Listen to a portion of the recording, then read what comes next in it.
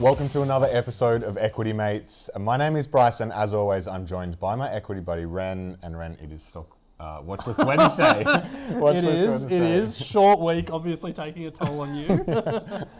It is our favourite time of the week.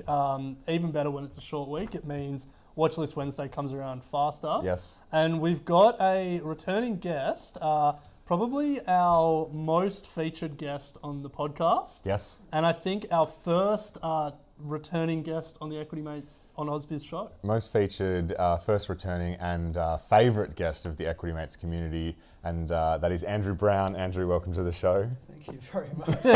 Big intro. Can you live up to it? For those of you who don't know, Andrew is Executive Director at East 72, and if you would like to hear many of the episodes that we've had with Andrew over the last 4 years, they're going to be in the Equity Mates feed, and we strongly suggest you do because your insight is amazing. Yeah, there's some crackers. Thanks so much. Yeah. But we're here for Watchlist Wednesday, Andrew, so let's kick it off. Yeah, now Andrew, you've given us a theme for this Watchlist Wednesday, and that theme is companies controlled by billionaire families. That's absolutely right. Tell us about that theme before we get into the stocks. Okay, the theme is many of these companies are now trading at very big discounts to their net asset value.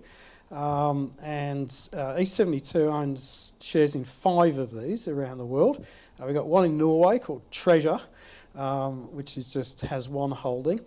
We have one in Canada called EL Corporation, which is a holding company for an insurance company. They've bought back 8% of their stock in the last 12 months at a 50% discount to NAV, and they've got a buyback on again at the moment. We own a couple, which obviously we're going to talk about today, which is Exor and HAL Trust. And we'll come to the 5th of it later on. Nice, okay. Well, let's start with the first of those two that you just mentioned. Yeah. Exor, listed in Italy under the ticker code EXO. Yep. So tell us a bit about this company and why it's on your watch list. Okay, Exor is controlled by the Agnelli family. The Agnelli family are famous because Giovanni Agnelli founded Fiat in 1899. But the story is really much more recent than that for Exor. In fact, it starts on the 1st of March 2009 when 3 of the Agnelli family holding companies, which you can imagine were wild and woolly in the 70s and 80s, they merged and they formed Exor.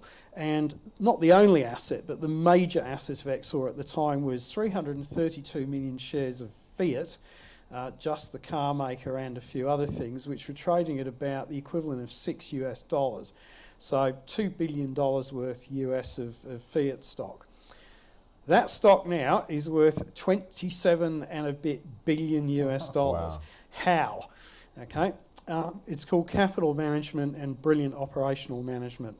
So first of all, the operational management in 2014, Fiat merged with Chrysler fully, and that gave them about 14 car brands. And what they've done is basically a mixture of great operational management and getting costs down and everything else, but also brilliant capital management, because what they've done is they've had about 5 different spin-offs of Fiat. So, for example, they spun off the agricultural equipment and truck business, which is called CNH. So it's got Iveco trucks, Case New Holland tractors. So Exor owns about 367 million shares in that, which alone are worth $5.7 billion. It's had a recent spin-off called Faurecia, which is an emissions business. That's worth about 400 million. It sold off its parts business for $6 billion, and it got a dividend back from that. And in total, Exor have had dividends of 3.9 billion US dollars from this investment alone. Wow. But the big kahuna was in 2017, or fully done in 2017, and Exor owned 44 million shares of Ferrari, which was fully spun off in 2017, and they're worth $9.3 billion alone. In the last year, Fiat Chrysler has merged with Peugeot to create this disgustingly named car company called Stellantis, which owns all the brands, but it owns things like Jeep, it owns things like Maserati, and the stake in that is worth about 8 billion. So if my maths is correct, that's 27 billion odd dollars. So that investment alone is a 27% per annum compounder over 12 years. Wow. Okay. Now, in addition to that, Exor parlayed obviously some of that money and cash flow into buying a company called Partner Re, which is a global reinsurance company. Someone else you know has a global reinsurance company located in Omaha. Yeah. That's done reasonably well. Obviously, reinsurance hasn't been the easiest of businesses over the last few years, but reinsurance looking much better this year. You're looking at very big rate increases because of global issues and disasters.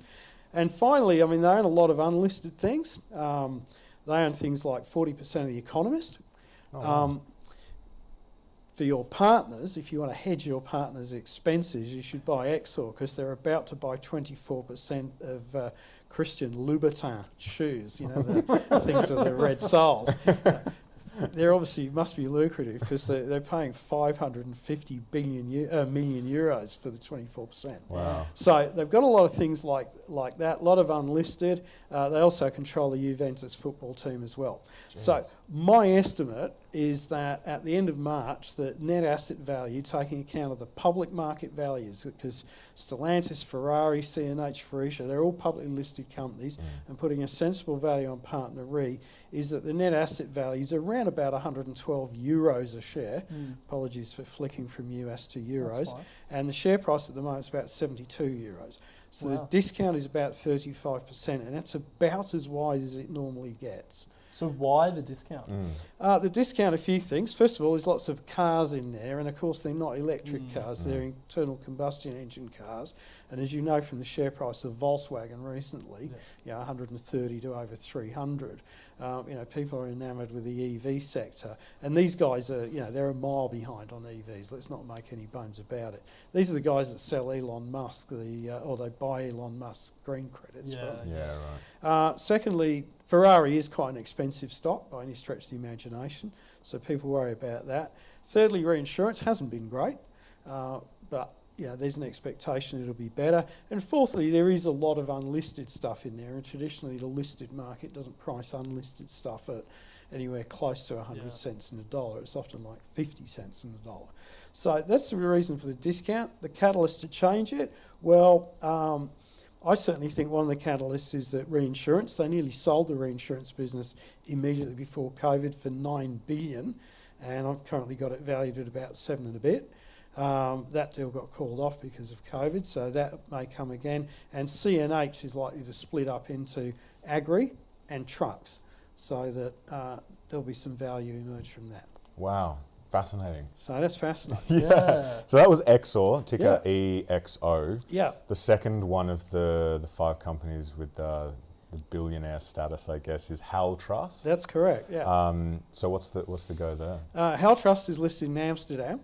HAL.AS is the ticker code. HAL Trust is controlled by a family called the Van der Worms. They own about 68% of it, and another Dutch company, the Melchers, they own about 17%, so there's only about a 15% free float. They do no investor days, they do no investor relations whatsoever, they do no presentations at all. Why? People in Holland are pretty private. They're very conservative, as you know, and they don't like flaunting their wealth. Another reason they don't like flaunting their wealth is a while ago there was a series of kidnappings, notably of Freddie Heineken, but also Ron Melchers, who's the second largest shareholder.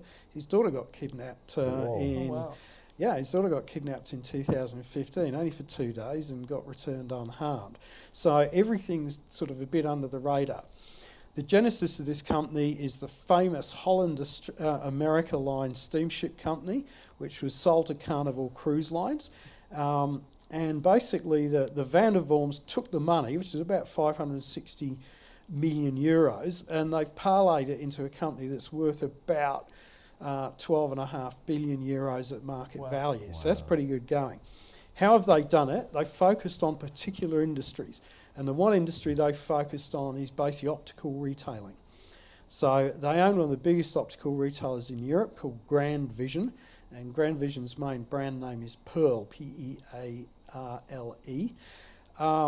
7,200 stores throughout Europe.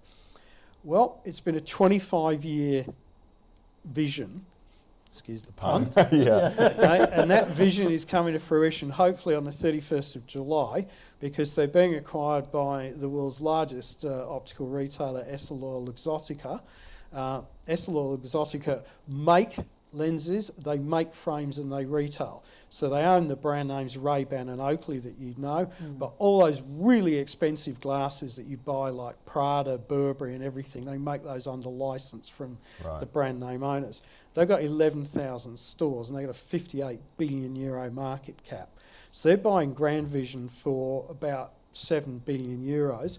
That's going to give HAL Trust $6 billion euros plus of cash. So half their market capitalisation at the end of July is going to be cash. In addition to that, they control, so consolidate or have associates in 4 other listed companies.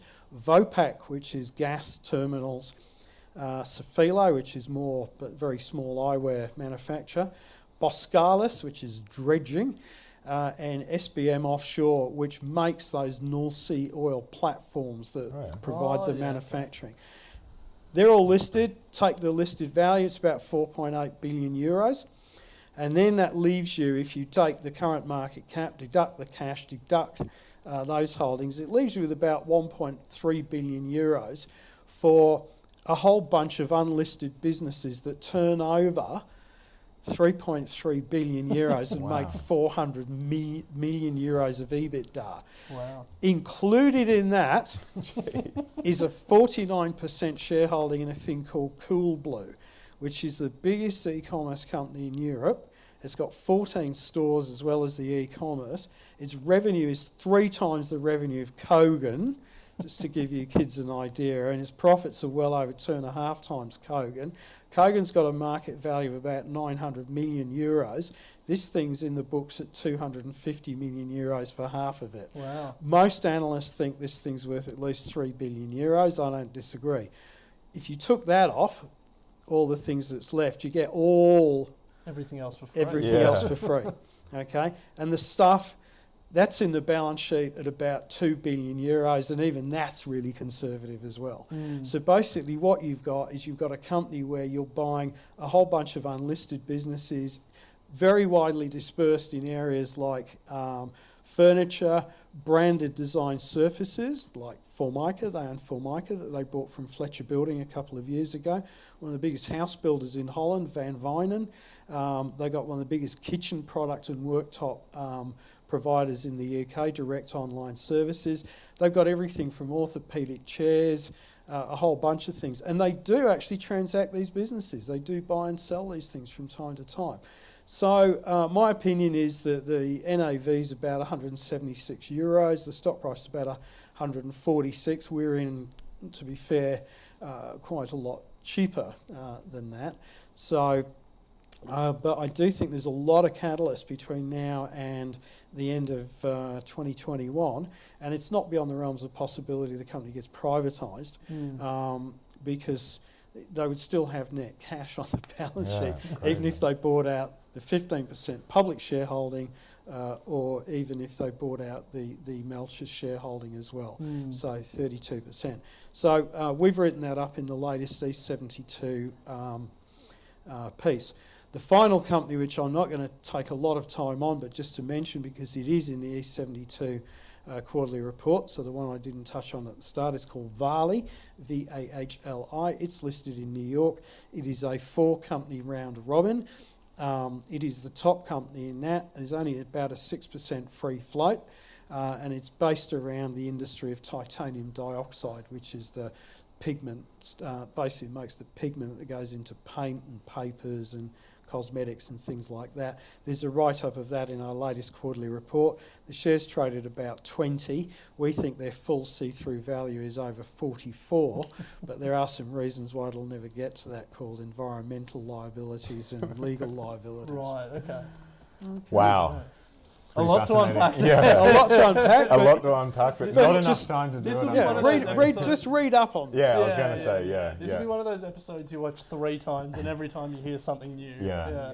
I gotta say though, Andrew Brown loves a complex corporate structure. Loves it. Loves unpacking it. Loves I it, think, yeah. Loves unpacking it, digging deep. There you go. And I mean, Lots to learn from these companies as well. That's Yeah, the key absolutely. as young investors. I Yeah, a think. lot to learn from you as a young investor, Andrew. Thank you. So for the Equity Mates community and for anyone else watching, Andrew, where can people go if they want to hear what you're talking about, sign up to the newsletter? Or They can go to east72.com.au and all our newsletters are on there, including quarterly What report we've number just spoken. 19, Yeah, which, nice. which posted this week. highly recommend doing that. We get it, and it's always a good read. So a lot to unpack. But unfortunately, that does bring us to the end of Watchlist Wednesday. Andrew, it's always a pleasure. Thank you for your time. My pleasure, guys. If you would like more information on what Equity Mates are doing, you can head to equitymates.com. We're on all the socials, or you can send us an email at contact@equitymates.com. But tomorrow, Ren, we are closing out with Big Food. Yeah, we're taking a look at some of the big names in the FMCG sector. PepsiCo, Coke, Nestle, Unilever, Mondelez. Looking at what 2020 had in store for them. Spoiler alert, when everyone's locked down at home, it's a good year for this big snack industry. So join us same time, same place tomorrow. See you then.